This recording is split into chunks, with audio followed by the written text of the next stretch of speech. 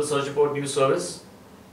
On our show today, at the Search Report's Mystic Search, we have a world-renowned, one of the world's spiritual healers, a very, very noble soul, a person who has healed millions of people, His Holiness Kentin Tai Situpa Ji.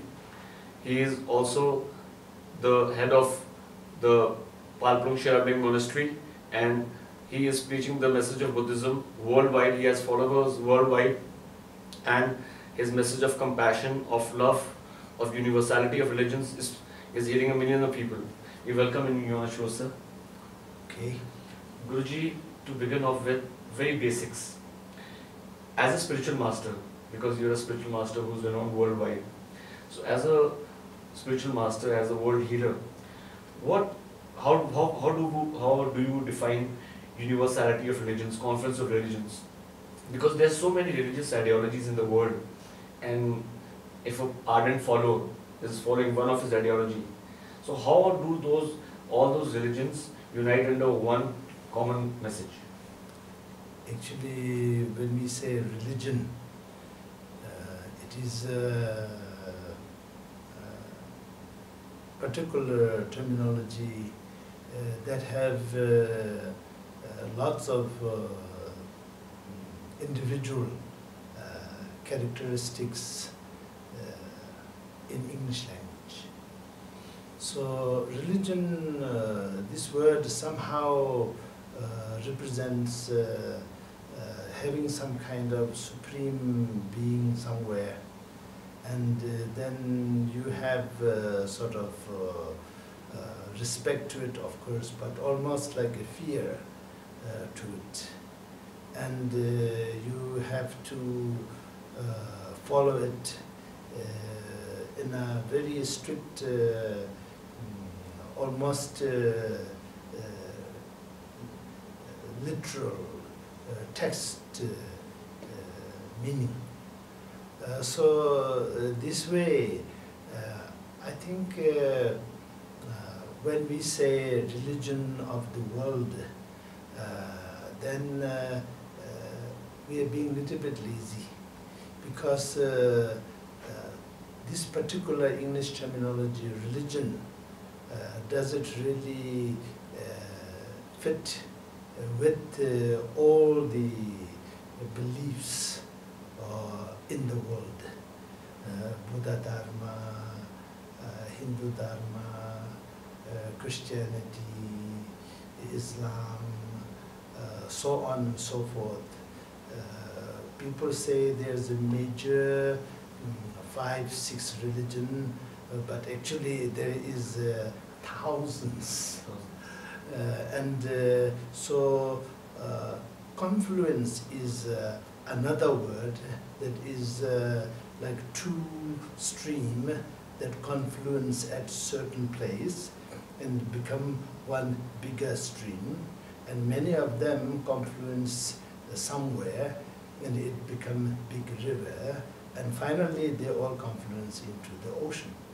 So that way there is sense of two becoming one, and four becoming one, and all becoming one. So I think all of this is a very good thing, but when we use these words, then always we have specific meanings attached to it. So let's put it this way. I'm a Buddhist. I'm a follower of Lord Buddha. So that is base for me. Somebody who is follower of some particular, let's say, religion, the words we are using these words, then it will be that. So that will be the base for that person. So as a Buddha's follower, then confluence is only happens in the meaning, not in the external sort of institution. All their different religions will not become one religion. It will not be like that. but everybody is working towards the same goal, which is, according to the teaching of a Buddha, it is very simple. There is no living being who like to suffer. There's no living being who don't want to be happy. So happiness, suffering, there can be so many philosophical definitions and hair splittings, but in basic nature, everyone, whether you are religious or not, you are in agreement in this. True. So if everyone, their effort and their motivation is focused on fulfilling this common wish, then I would say that is confluence. And other than that, everyone should maintain their own tradition, identity, so on and so forth, because which is very important, which makes humanity so beautiful and so wonderful and so rich. Diversified yet united. Yes, unity in diversity, and this unity should be everyone focusing on helping themselves and helping everyone to achieve happiness, and also for themselves and for everyone to avoid suffering much as possible, whichever way they can. So that should be, I think, a very good definition of what you are Beautiful interested. Very, Yes. very, very sense. Guruji, we just spoke about Buddhism in specifics, because for an inquisitive seeker who has dived into the spiritual realms, if he wants to, because if there's any person, for example, if I am keen to know about various spiritual ideologies, from Buddhism to Christianity to Hinduism to Sanatanism, so what, according to you, Buddhism actually is? What is the message of Lord Buddha? How will you define that? Message of Lord Buddha, it started with his first teaching. That was right after his enlightenment. Then from Bodh Gaya, he manifested or moved to Varanasi. There he gave the first teaching. And this teaching is known as first wheel of Dharma, the turning the wheel of Dharma, the first. So there he taught great, enormous teaching, but essence is something like this. Everyone summarize it into Four Noble Truths. So it starts with the truth of suffering. And then right after that, then truth of cause of suffering.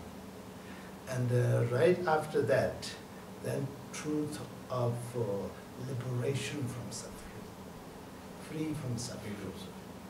And nirvana, cessation of suffering.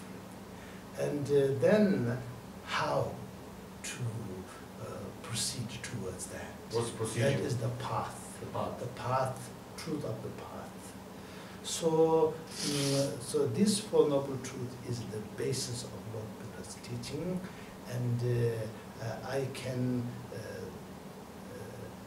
let's say, feel confident that anybody from any part of the world, if you are able to convey to them that suffering and the discontentment that we all have, they are not coming from anywhere, but it is coming from the basic defilement of each and every one of us. First of all, ego, ignorance, then greed, then hatred, then jealousy, then ego pride. So all of this makes us always feel discontent, always feel we have to have something. What we have is not enough. So this way, when it goes really wrong, then war can happen. And even in a personal, individual level, when it really goes wrong, then people destroy themselves. And all these kind of things, and destroy each other. And all of these things coming from this. So Buddha is telling us, we don't have to suffer. But long as we don't overcome the cause and condition of suffering, then the suffering is just like the shadow. As long as we have a form, then there is a shadow. So suffering is following us everywhere, long as our ego is big, our greed is big, our hatred is big, our jealousy is big. Long as all those things are really dominating our life, then there has to be a way out of it. Otherwise, suffering it will cause for us and also for everybody else. Of all the vices we just discussed, you told us about the obstacles in the path of the nirvana, all these shortcomings which are the cause of misery. Ego pride is considered to be the most dangerous of all, which creates others also. In our philosophy, we call it ahankar. So ego pride, there's a lot of hidden ego pride, which as we all know in today's society, a person is a very good judge for the others and a very good advocate for himself. He's trying to justify his own mistakes. So the hidden ego, some things which I may interpret it to be a part of my self-respect, but it's actually not just self-respect. I'm just forcing upon a characteristic of mine, basically a guilt of mine, a shortcoming of mine, a vice of mine. I'm trying to portray it as a self-respect. So how can we kill our hidden ego, the hidden ego pride? Okay. Actually, you are very right. At the same time, I think you have to be a true practitioner. I may use this word. You should be full-time practitioner, not part-time practitioner. So, practitioner of what? Practitioner of Dharma. And whatever Dharma it is, Hindu Dharma, Buddha Dharma, or Dharma of non-believing the Dharma, whatever, so it is all Dharma. So if you are a true believer, then you will go step by step. For example, in Himachal, you know, we have very good apple, right? Yes. So when you grow an apple, you cannot expect it to grow in 2 days. It takes 5 years. And you have to take care of it every day. If you neglect, it can go bad. So this way, you need positive ego in order to overcome negative ego. You can't say ego, no good, all ego. What is positive ego? How do you define positive ego? Positive ego is you like to be a good person. You like to help others. You want to be nice to yourself and nice to others. You know? So that is positive ego. Kill hatred by love. If that love is by force you also. You can say that, but there is no easy way out. So we have to deal with this case by case, individually, according to individual characteristics. You very correctly have mentioned earlier, each person is different, because we all maturing our deeds of billions and billions of lives that we have lived. So we cannot be exactly same from each other. And also you cannot be the same from one day to another day. You cannot be the same year after year. You will evolve and you will change. But we want to change for the better, evolve for the better. So this way, let's put it this way, if there's two persons, both are doing his or her best to progress.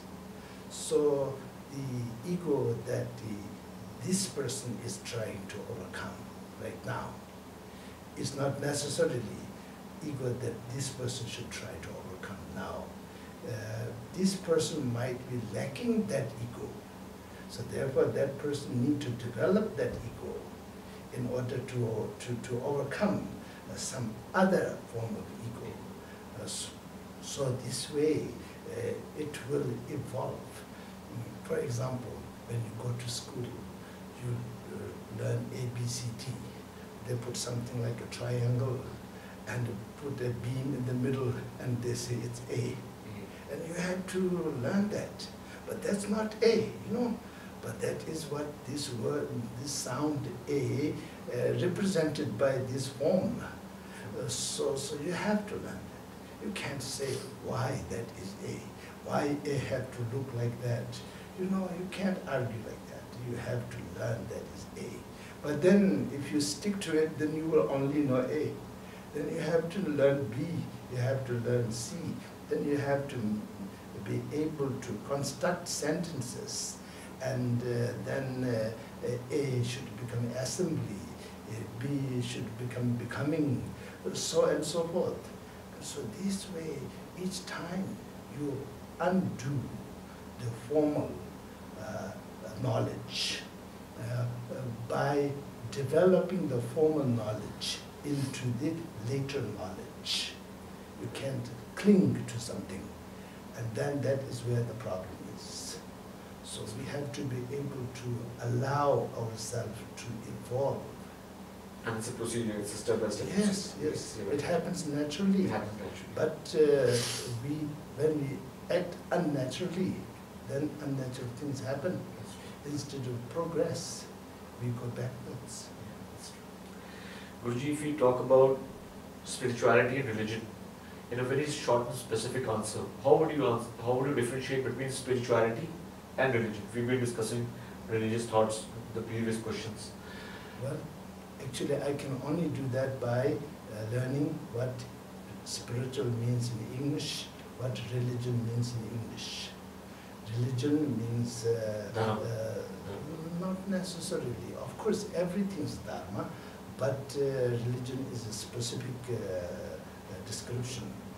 This word has its own meaning. It has something up there to bow to and follow and something like that. And then spiritual is like, it is more personal. It is to do with the spirit or the soul of the person or the being. More concern for that, and well-being of that. So many times we all use this as a one thing. Spiritual, religion, we say one. But if we really wanted to know, then we have to take one step backwards. So from the meaning of the meaning, we have to go back and check out the meaning of the words. And that way, then we get confused. So let's put it this way. Religion and spiritual are the same, okay? Because same person is talking about religion, same person is talking about spirituality. And now, actually, what we all should have is whatever spirituality means, whatever religion means, we have to have both of them in a healthy way represented by our own being. So you should have respect and devotion towards someone like your enlightenment. We have to remove all the miseries. So if human compassion and universal love is everything, then why is there so much of war in the world? on the name of religion, my specific question. And if this is all a part of the human destiny, then should we all give it up, or do we need to consistently make some effort to heal it? Well, nobody should even attempt to say and draw a conclusion that suffering of all sentient beings is their destination. That is not right. But of course, there is so many things happening in this world for so many centuries. We don't have records beyond certain time, but far as we have any kind of record, written or fossil or anything, then there was a disharmony. Somebody was killing somebody was eating somebody, something like that happening all the time. Yeah. So, but that is not destination. That is the definition of Buddha telling us samsara is suffering. Suffering is samsara. But nobody can say that it is to blame on anybody or anything. Of course, there is so much disharmony and destruction happening in the name of so many things. One of that happened to be in the name of religion. Not only in the name of so many things, name of territory, name of superiority, name of religion, Ego clashes, so many things, and the name of surviving sometimes. And so all of this is wrong, of course, but people who are really in the middle of it, we don't know exactly what is going on in their life, because none of us can imagine that none of us, you and me, will be part of anything like that. But because we are not in any way a part of something like that, we are lucky, we are very fortunate. But everybody is not like that. They have their own reality. In this reality, then they have to face all these things. So if there is a flood coming down, whether you know how to swim or not, whether you are afraid of water or you like water, you have to swim.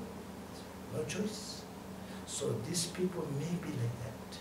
But then, how did that happen? Who to blame? I think for that, lots of research can be done, lots of investigation can be done, but for those who already are the victims of that situation, for them, whether we find out who is responsible or not, it is too late, because they're dead, they are destroyed, they suffered. But then what we can do is what each of the great religion from the beginning, it is manifested. I always say all the religions are discovered by humanity, for the humanity. But it is of the humanity, not something else. So this way, compassion, wisdom, guidance to make people's life better, to take good care of each other in a better way, understand and respect each other. So this has to be the real core motivation of the existence of every, I should say, religion, because people will put me in the category of religious people. So that should be the core of religion. Otherwise, that religion should not exist. You know, because there's no reason for us to be Buddhist if Buddha Dharma is not to make life of every living beings who we consider the future Buddha better. If it is not for that purpose, then why should it exist? There's no reason. Yes. Guruji, if we talk about an ardent devotee, we spoke about conflicts of religions, different ideologies meeting at one place, love and human compassion being the final aim. For me, being a Sanatani, I follow the Sanatana Dharma. If I feel an urge towards Buddhism also, of Hinduism, Sanatanism, there's been a religion called Sikh Dharma. Sikh Dharma and Hinduism preach similar, they worship similar gods. At the same time, it's been bifurcated to a different religion. If I, as a Sanatani, as a Hindu seeker, am feeling attracted towards Buddhism, is there anything wrong in that? Won't be there any clash of scriptures? Because here in Sanatanism, we worship Devi, the mother goddess, and so did I find out in Buddhism, we worship Devis, Mahakali, Tara. I don't know much about Buddhism. I don't even know much about the Sanatanism, but whatever few I know. So is there anything wrong if I am an ardent devotee of Sanatana Dharma, yet feel inquisitive to learn the Buddhism school of thought also? I cannot say anything about your personal Dharma because how you got into this must have lots of long history. Family, probably the past life reincarnations also. Family, past life, but when did this Dharma started? 5,000 years, 2,000 years, before that what, so many things. Buddha Dharma started, This is not just my question, this is a question of a very larger audience who are inquisitive seekers. Yes, I know. But for example, with the Buddha Dharma, as we know, started 2,500 years ago. So before that, what? So we have to have sincere appreciation and honor to be part of whatever belief system, religious system we are in. We should be honored. At the same time, we should be honored that there is so many slightly different ways so that are also equally genuine, equally sacred, and equally divine, equally true. So this way, I think we should be able to see that, especially nowadays, because a few hundred years back doesn't matter, because all the people around you are people like whatever you believe. So then all over the world there's so many belief systems, but they're all surrounded by their kinds, because there's no aeroplane, there is no mobile phone, there's no TV, there's no intermingling of so many kind of humanity. So this is not there. Therefore, it is okay. But now, the world is like a big dormitory. We are just like passengers in a big ship called planet Earth, which is cruising in the space 1 year around the sun one time.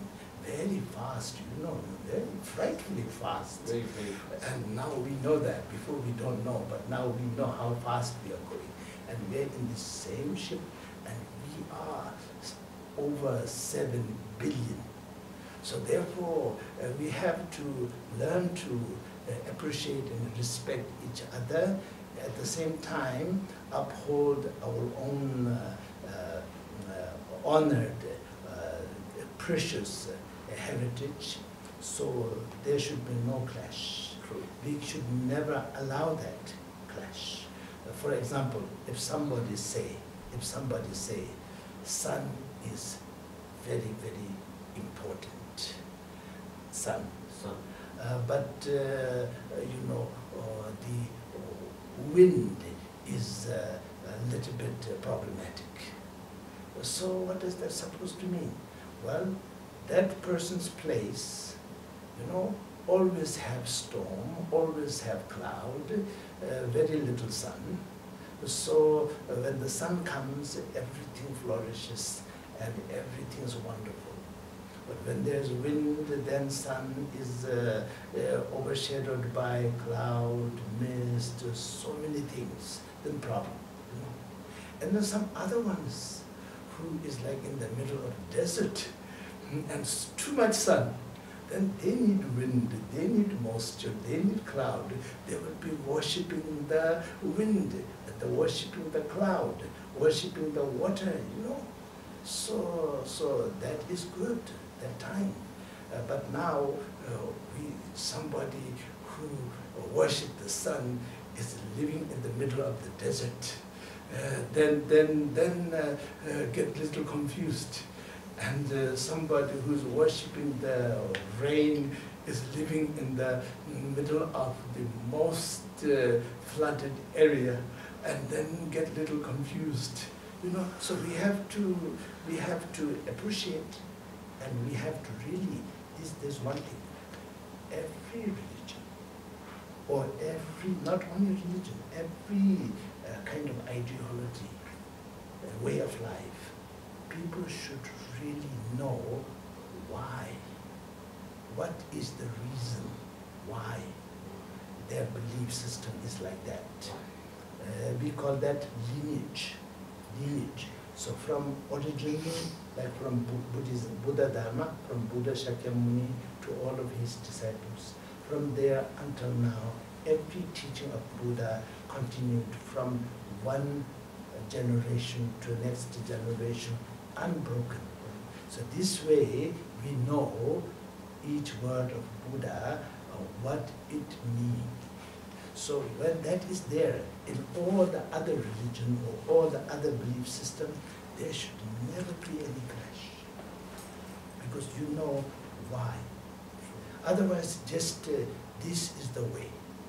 If anybody who is not like this is wrong, but then you ask why, then there's no answer. And that answer is gone, not because it wasn't there. It was gone for some people. If you search, that answer you will find from somebody who still have the lineage, the genuine lineage of that particular ideology or tradition or whatever. Guruji, the last question for today, the concluding question. We were speaking about different religious ideologies, two schools of thoughts. As I know, from the kind of upbringing I have, from the kind of family I am born into, we worship the sacred holy scripture, the Bhagavad Gita, the Srimad Bhagavad Gita. And from where you have been preaching to your devotees and to your followers, the teachings of Buddhism. What little we know of Srimad Bhagavad Gita is the emphasis Lord Krishna did was on soul realization. The focus was on soul realization, that you have to realize the soul and the soul is supreme. Whereas what I know little of Buddhism, correct me if I'm wrong, Guruji, that emptiness of your mind, nothingness, the feeling of nothingness, you have to first calm yourself, you have to manifest silence, the manifestation of silence and the stage of nothingness. Because when you pull out one aspect, then it is not all aspect. Then you pull out one aspect of your Dharma and one aspect of Buddha Dharma, which are most, superficially speaking, they looks very different from each other. Then only compare these two is not right, because we have a saying. There was a few blind people. They found one elephant, and they heard about the elephant, but they don't know how elephant look like, because they have never seen one. So one is touching the elephant and touch the elephant's leg, and say, oh, elephant is like a tree that I managed to touch some time back. Elephant is like a tree. Then another one managed to touch the elephant's ear and said, this is like a leaf, very big leaf. I managed to touch some time back, and it is called leaf. That looked like a leaf. That one is touching elephant's stomach, and they say, oh, this is like a big rock, a big boulder. Then I managed to touch something a long time back. So elephant is like a boulder. They're all right, but they're all wrong. Because elephant is so many things, not just one thing. So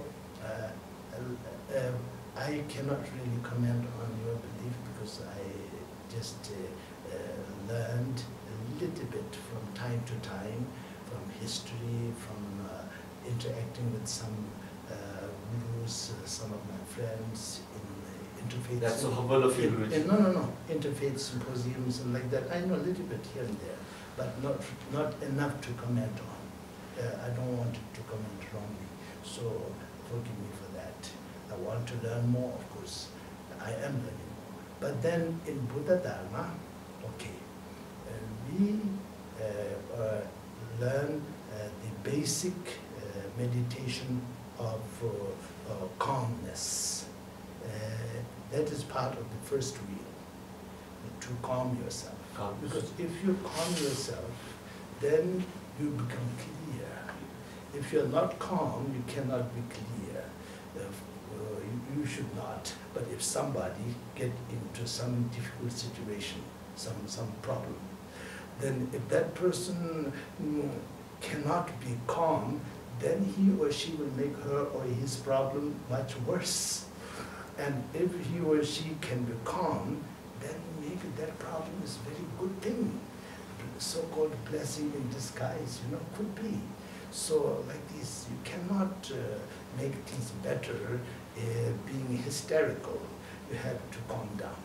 So that is first. But then in the second turning the wheel of Dharma, the Buddha emphasized so much on shunyata, the emptiness. Because shunyata doesn't mean nothing is there. But nothing is there which is not interdependent to everything else. So everything is everything. Nothing is anything. So therefore, emptiness. It doesn't mean it's not there. Then after that, then Buddha taught the third wheel, which is more about the same thing, shunyata, but about compassion. Because you are absent of compassion, then you will be absent of joy. When you really like to be happy, you help somebody, you do something for others with no expectation for yourself, then you feel very good. Then you think, you really feel that you have done something, finally, because everything that we do have something to do with what I can get from it. What is there for me in it? But then when you say, I don't care what is there for me in it, I don't care. I just want to help because these people need help, this being need help. I can do this much. Beyond this much, I can't be sure, so I don't want to pretend that I am not what I am. I am what I am not. So therefore, do my best. And this way, the compassion is emphasized. But then finally, in the Vajrayana aspect of teaching of Buddha, Buddha says everybody is perfect. Everything is perfect all the time. If you don't do anything, everything is perfect. There's nothing which is not perfect. Everything is perfect all the time, as it is. Yes, you are perfect. He is perfect. She is perfect. That mountain is perfect. That river is perfect. Ocean is perfect. Everything is perfect.